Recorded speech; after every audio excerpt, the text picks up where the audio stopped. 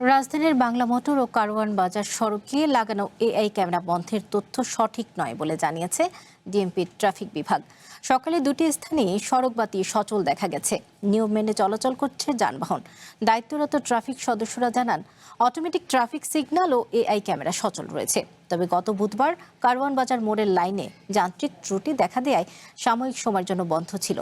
অল্প সময়ের মধ্যে তা মেরামত করা হয়।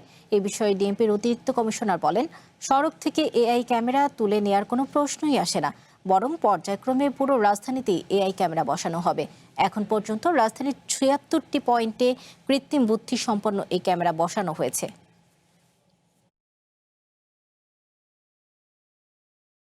আমাদের এখানে লাইট, সিগন্যাল লাইট কিংবা এআই সবকিছু সচল ভালো আছে, কিন্তু এআই ব্যবস্থা আসার পর থেকে এই সিগন্যালে বলেন দেখবেন সব দিকেই গাড়ির চলাচলটা একটা রেশিও অনুযায়ী হচ্ছে, সব দিকে সুন্দরভাবে গাড়িগুলো যেতে পারতেছে এবং খুব দ্রুতই আমাদের এই জ্যামটা হ্রাস হওয়ার কি মনে হয় মিনিমাইজ হয়ে যাচ্ছে।